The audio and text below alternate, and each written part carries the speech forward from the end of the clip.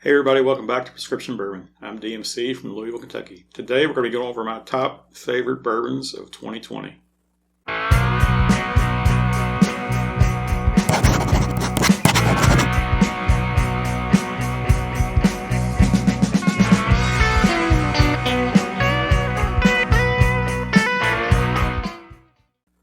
All right, 2020, the year of the COVID pandemic.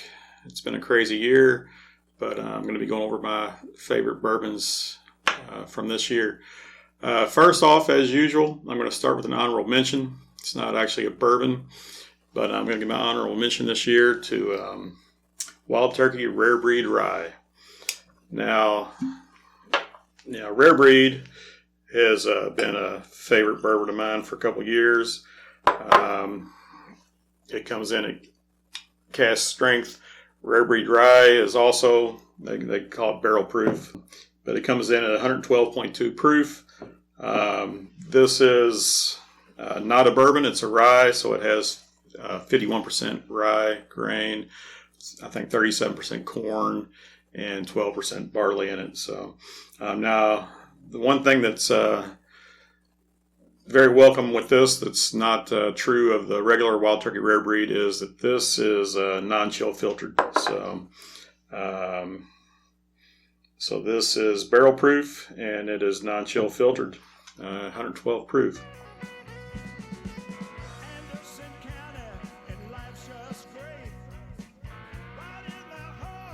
Definitely smell the rye on the nose. Now this is going to be their same mash bill that they use in their Russell's Reserve Rye, which they have, and a Russell's Single Barrel Rye. And there actually is an a Wild Turkey rye whiskey, also 101, both an 81 and an 80 and 101 proof. So, but this is going to be aged a little longer than the Wild Turkey. This is mostly aged 6+ years, and it's not age stated, but 6+ years, and it is barrel proof.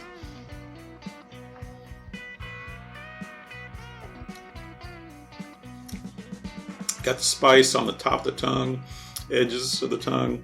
Went down warm, went down sweet though. Wasn't hot.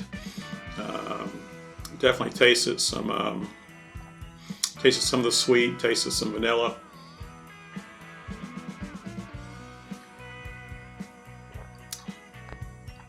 Probably tastes a little bit of the oak also. It's a delicious rye whiskey, very close to a bourbon, but not quite. So, welcome addition. Thanks, Wild Turkey. All right, moving on to my number 3 choice from this year. I'm going to go with Buffalo Trace, just their standard straight bourbon whiskey. Now, Buffalo Trace has always been one of my favorite bourbons out there.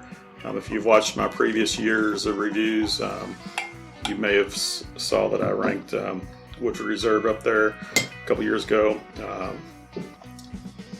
I ranked Buffalo Trace right there with Woodford Reserve. This guy's cheaper than Woodford. It's crept up in price, but it's still under $25 a bottle around here. I can pick it up for $22 if I catch it at a good price. But it is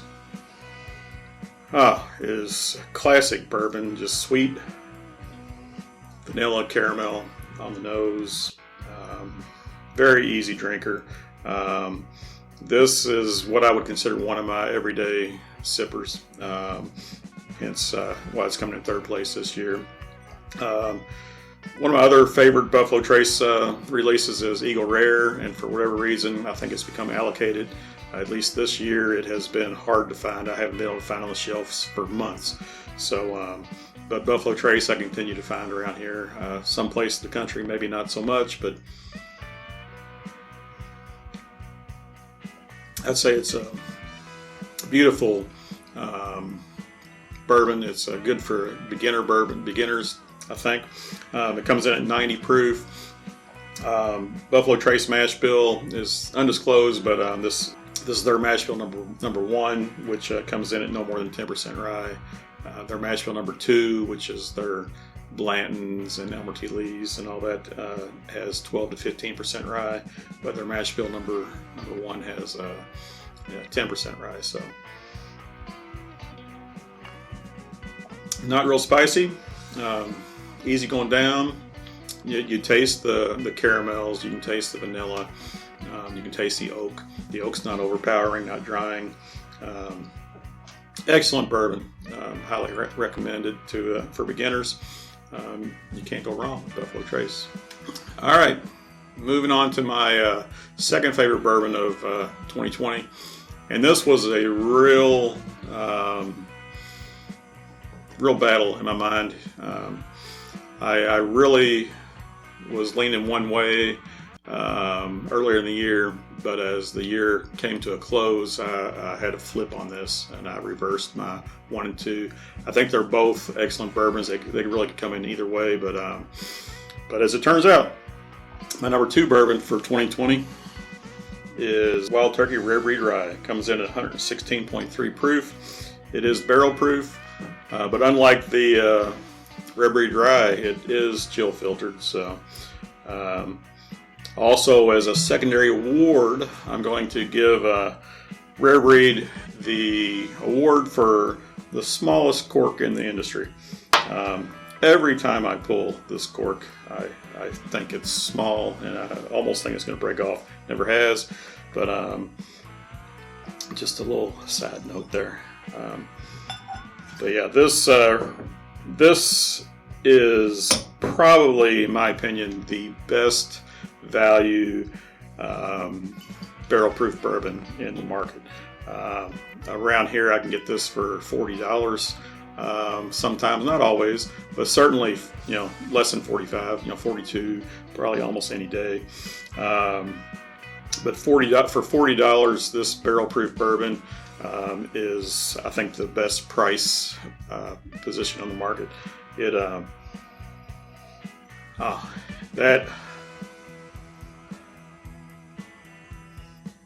that has a little bit more oak on it than the other ones I've been drinking. I can smell the sweet, smell the spice on that.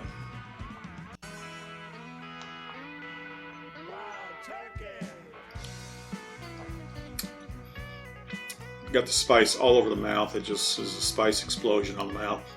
It's not hot, goes down warm. You've got the caramel, you've got the spice on the taste. It's probably some baking spices. I'd say cinnamon for sure.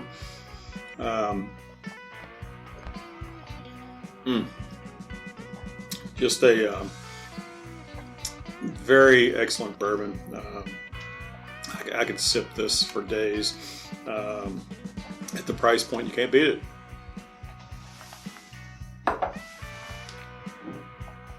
All right, so moving on to my number 1 favorite bourbon of 2020.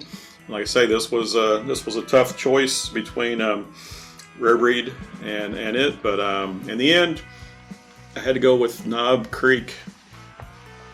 All right, now Knob Creek comes in at normally the Knob Creek small batch comes in at 100 proof. Their single barrels come in at 120 proof.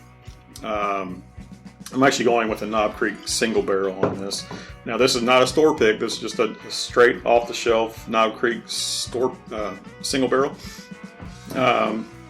But one thing that Jim Beam did, this comes out of Jim Beam.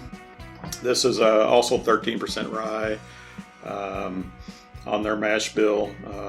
Now, this is aged 9 years. Obviously, it's got a 9-year age statement on it. They added that age statement back in 2020. So they had dropped it a couple years ago.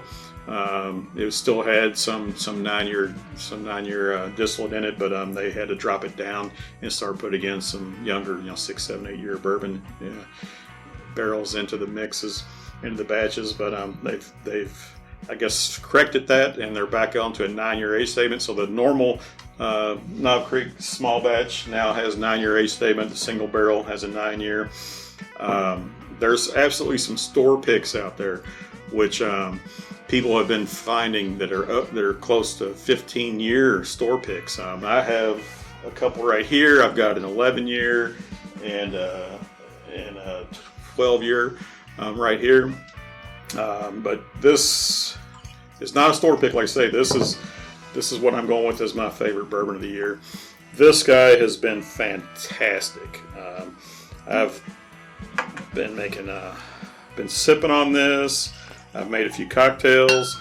Every time I've had this, it has just been fantastic. Now, Knob Creek or Jim Beam has also had several Knob Creek special releases this year, which is one reason, like I say, that pushed me over the edge with them bringing back the 9-year age statement. They came out with the 15-year special edition. They came out with the 12-year small batch. Both of those are 100 proof. They actually released a cask strength 12-year this year also, which is one of the few cask strength Knob Creeks they've ever had. So that's 3 different special releases they came out with this year. They brought the age statement back. There's been these incredible extra aged store picks available. Those are probably going to be going away. Probably most of the store picks are going to be going back down closer to 9-10 years. But if you can find them out there in the stores, grab them. I mean, there's still some 13, 14, 15-year store picks out there.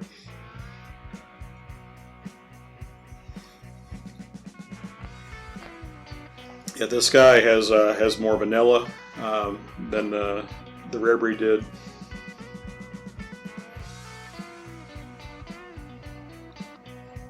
I can smell the oak.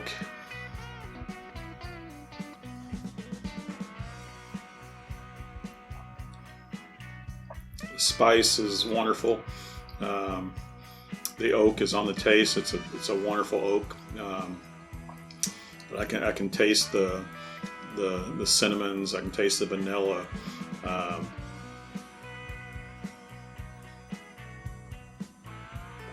Wow, these flavors just meld together so well. I mean, this is a incredibly well-rounded bourbon. The spiciness is very welcome. I mean, it's on the tongue. It's a crazy long finish. It's warm going down. I love it. The finish is still going on this. Now here in Kentucky, I can pick up just the small batches, which, like I say, are 100 proof, for $25, $26 most places. Certainly under 30 for sure.